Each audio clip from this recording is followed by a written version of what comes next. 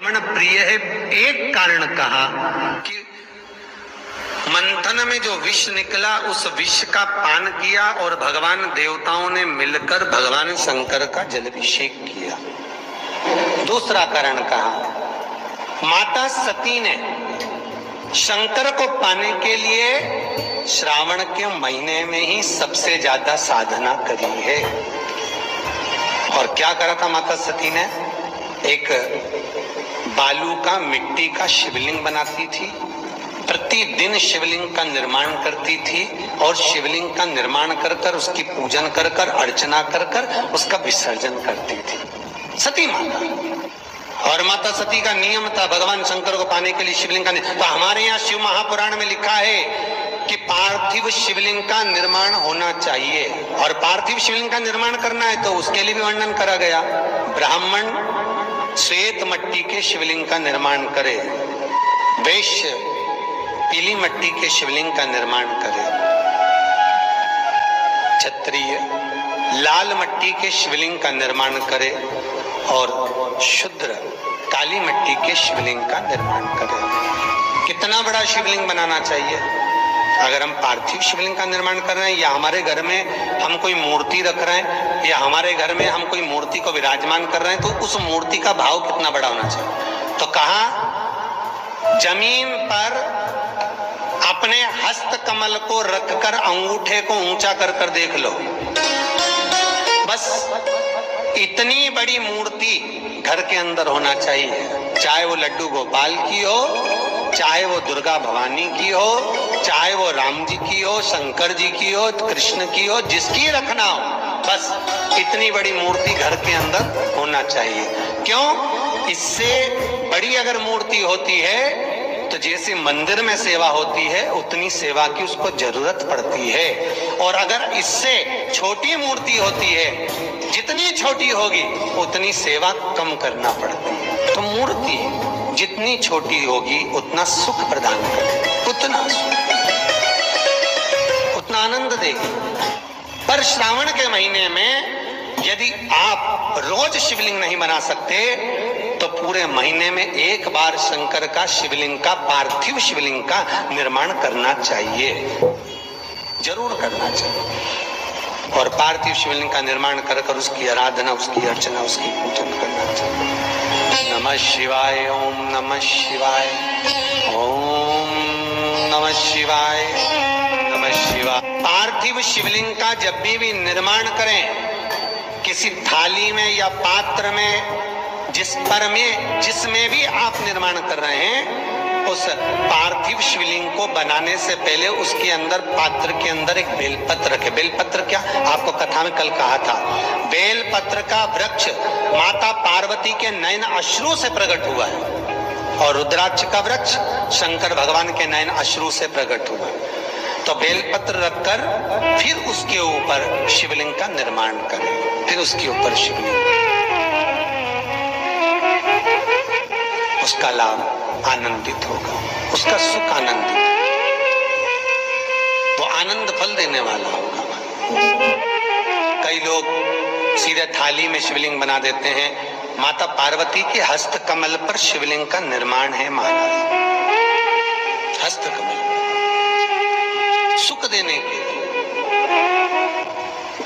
तो भगवान शंकर के शिवलिंग का निर्माण करें। माता सती ने भी किया।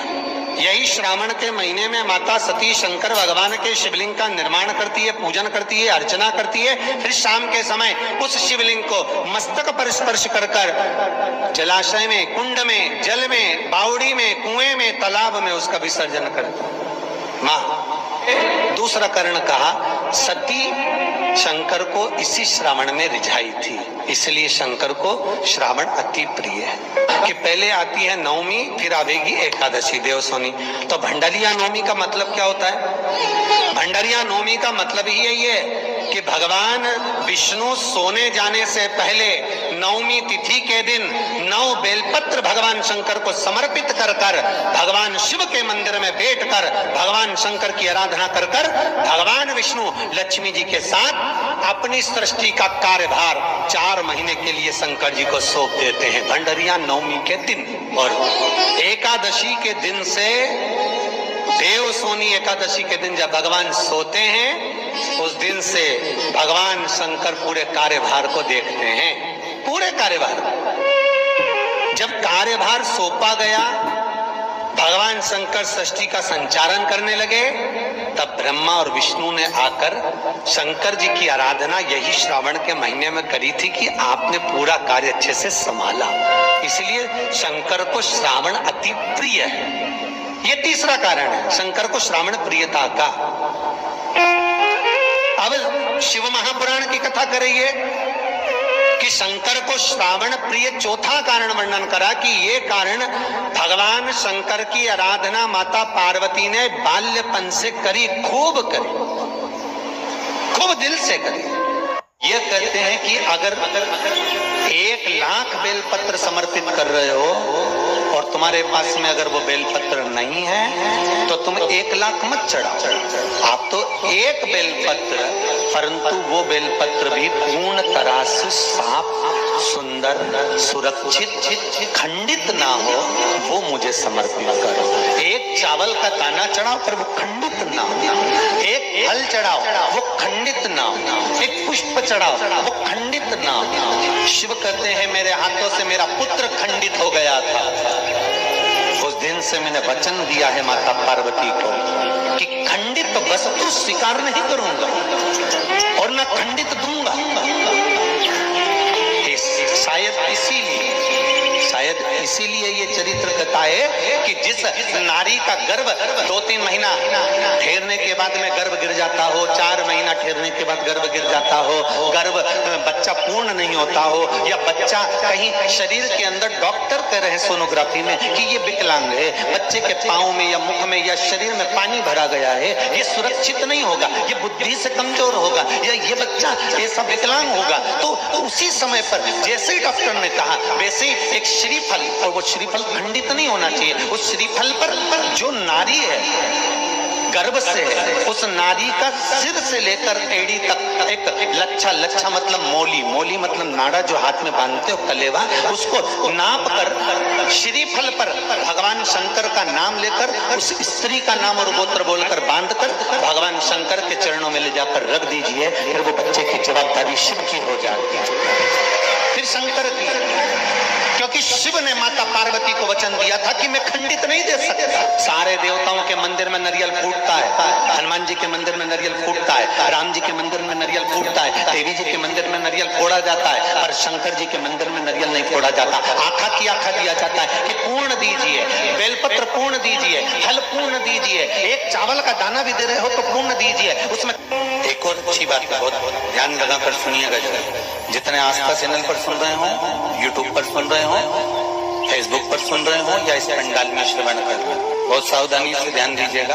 कभी श्रावण महीने में अगर आप शंकर जी के मंदिर में जाएं और शिव मंदिर किसी वृक्ष के नीचे हो, बट वृक्ष के नीचे हो, चाहे पीपल के वृक्ष के नीचे हो, चाहे वो आंवले के वृक्ष के नीचे हो, चाहे वो बेलपत्री के वृक्ष के नीचे हो, चाहे वो शमी के वृक्ष के नीचे हो, चाहे जिस वृक्ष, कोई भी वृक्ष के नीचे अगर कोई शिवालय है, शंकर जी का कोई मंदिर या शंकर जी का कोई शिवलिंग रखा हो, तो एक दुर्वा किसी भी श्रावण महीने में तुम जब भी किसी शिवालय में जाएं, जिस वृक्ष के नीचे शिवलिंग, उस शिवलिंग पर ये शिवलिंग रखा हुआ है, ये जलाधारी हस्तकमल, उसके ऊपर रखा हुआ है शिवलिंग, सामने अशोक सुंदरी और भगवान शंकर के दोनों पुत्र गणेश कार्तिकेय, ऊपर से जल गिरता है जया, विषहारा, सामनीवारी, दौतली, देव, ये भगवान शंकर की 5 बेटियां। तो जो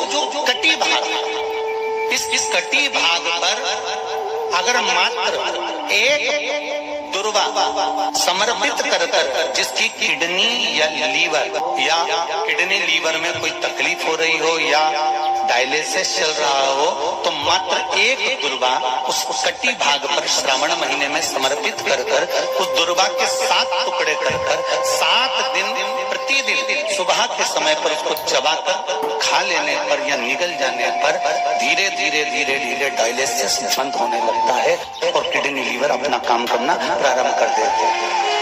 एक दुर्वा, कितने दुर्वा? एक दुर्वा मात्र एक दुर्वा। शंकर भगवान पर चढ़े हुए जल जब नीचे की ओर आता है, जिस जगह पर जल गिरता है उस जगह पर मात्र एक दुर्वा अपनी कामना कर इस शरीर के सुख के लिए शंकर भगवान के जल गिरने वाले स्थान के पास में अवधूतेश्वर महादेव के नाम से रख दी जाती है, तो जिंदगी में कभी बड़ी बीमारी नहीं आती। उसी तरह इससे रोग को समाप्त करने के लिए दुर्वा का प्रयोग किया गया। आप लोगों ने पूर्व में जो शिव महापुराण की कथा कुबेरेश्वर बाबा की तरह से करी थी, वो आप लोगों को ध्यान में होगा। दुर्वा कैसे उत्पन्न हुई थी, दुर्वा का महत्व क्या है, कितनी दुर्वा चढ़ाना चाहिए, कैसी दुर्वा चढ़ाना चाहिए, दुर्वा की उत्पत्ति कहाँ से हुई है, दुर्वा तोड़ने के बाद पानी में डालने के बाद फिर हरी हो जाती है, इसका क्या कारण है,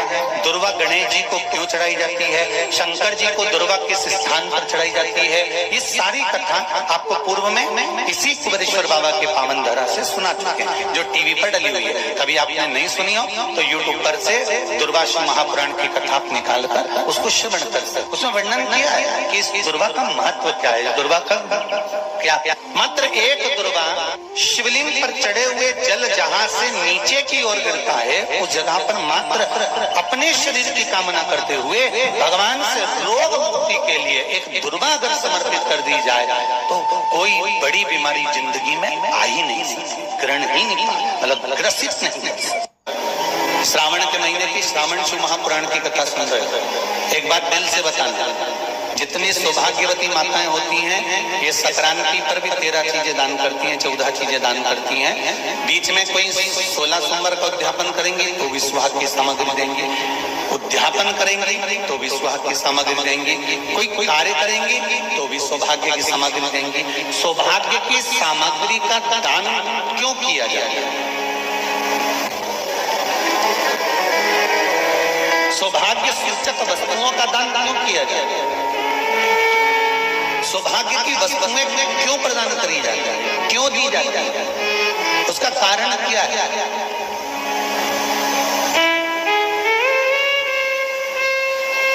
क्यों देते महाराज, भारत की भूमि की सौभाग्यवती माताओं का एक मन की अभिलाषा रहती है, भारत की भूमि की माताओं की एक अभिलाषा रहती है कि जब उसके प्राण छूटे तो अखंड सौभाग्य धारण करके पति के कंधे पर के कंधे पर शमशान।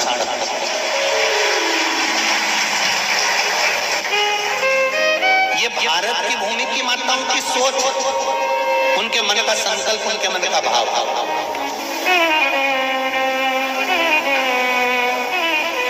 क्यों देते हैं चूड़ी का दान, क्यों देते हैं बिंदी का दान, क्यों देते हैं अखंड सौभाग्य का दान, किस महाराज।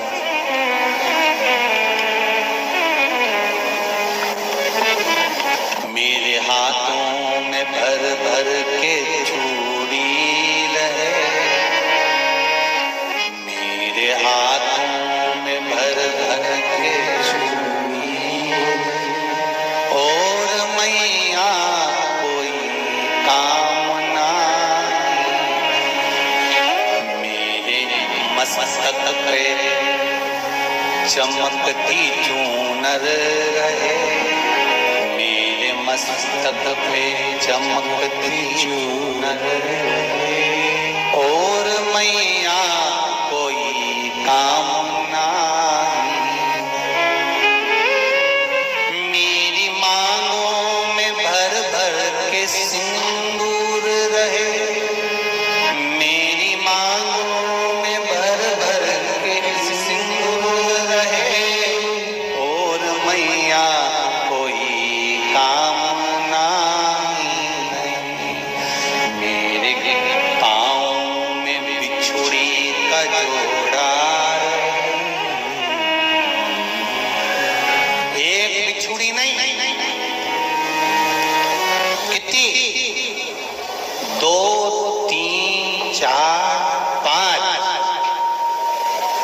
एक एक पांव में जोड़े से बिछुड़ी होना चाहिए, केवल एक नहीं, सिंगल नहीं। वो तो आजकल का फैशन हो गया महाराज, जो केवल एक बिछुड़ी धारण कर लो उसी में फैशन दिखे। श्रावण की शिव महापुराण की कथा कहती है, जब बेटी को विदा करा जाता है और पहली बार बेटी के पांव में जब बिछुड़ी डाली जाती है तो वो बिछुड़ी भी अलग अलग नहीं होती, उस बिछुड़ी के जोड़ को चेन से एक दूसरे से बंधा हुआ होता। बोलो सही है कि गलत? जितने आस्था चैनल पर कथा सुन रहे हैं, जितने फेसबुक पर सुन रहे हैं, यूट्यूब पर सुन रहे हैं, सुन लेना कि मेरे भारत की माताओं का जब पाणी ग्रहण संस्कार किसी बेटी का होता है, उसके पांव में जब पहली बार बिछुड़ा पिनाया जाता है, बिछुड़ी पिनाई जाती है, तो वो बिछुड़ी भी एक दूसरे से बंधी हुई होती है, चेन से बंधी हुई होती है। उसको अलग अलग वाली बिछुड़ी शादी के मंडप में नहीं पिनाई जाती। क्यों? जैसे ये बिछुड़ी एक दूसरे से पांव में बंधी हुई है, तुम्हारी जिंदगी अंतिम श्वास तक ऐसी ही बंधी हुई है, यही वर्णन है। तो अब माताओं ने थोड़ा सा फैशन चेंज कर दिया, अब पांव में ज्यादा बिछुड़ी नहीं बनती, गड़ती है, चुभती है, एक बिछुड़ी धारण तुम्हारा पर नहीं।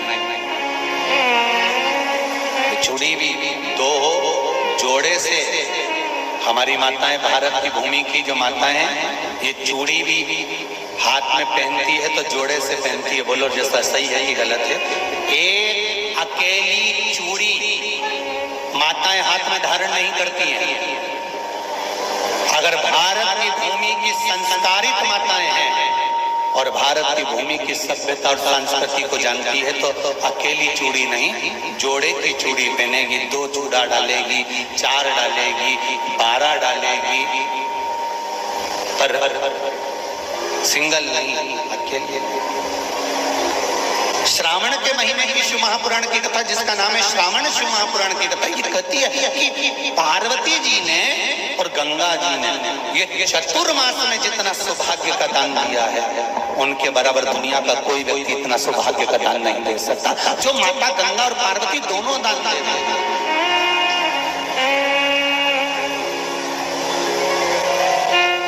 प्रतिदिन दे रहे हैं। अब तो फैशन आ गया, तुम लोग जो सौभाग्य का दान देते हो प्लास्टिक की डलिया में देते हो, पर एक एक पुराण को उठा कर देख लेना, एक एक उद्यापन को उठा कर देख लेना। जितनी तुम कथा तुम्हारे घर में छोटी छोटी कथाओं की पोथियां पड़ी हो, उनको उठा कर देख लेना। उसमें नहीं लिखा कि प्लास्टिक की डलिया में सौभाग्य की वस्तु का दान दिया जाता है, उसमें लिखा है बांस की पिटारी में, बांस की डलिया में सौभाग्य की वस्तुओं का दान दिया गया। क्यों? क्योंकि बांस वंश की वृद्धि करता है, बांस सौभाग्य की वृद्धि करता है, और बांस अखंड सौभाग्य, जैसे बांस का पौधा बढ़ते चले जाता है, बढ़ते चले जाता है, उसी तरह बांस की डलिया में जब दान दिया जाता है, बांस की टोकनी में जब दान दिया जाता है, तो ये भाव रखा जाता है कि तुम्हारा सौभाग्य ऐसे ही बढ़ता रहे। पर अब थोड़ा सा फैशन चेंज हो गया, तो प्लास्टिक की डलिया, पर प्लास्टिक की नहीं। तो गंगा मैया और पार्वती मैया चतुर्मास के अंतर्गत जो त्योहार पड़ता है, चतुर्मास के अंतर्गत जो व्रत पड़ते हैं, ये किसी दूसरे के नहीं है। तीज का व्रत माता पार्वती का, छठ का व्रत माता पार्वती का, चतुर्थी का व्रत माता पार्वती का, ये सारे व्रतों की शुरुआत गंगा और पार्वती ने अपने बल से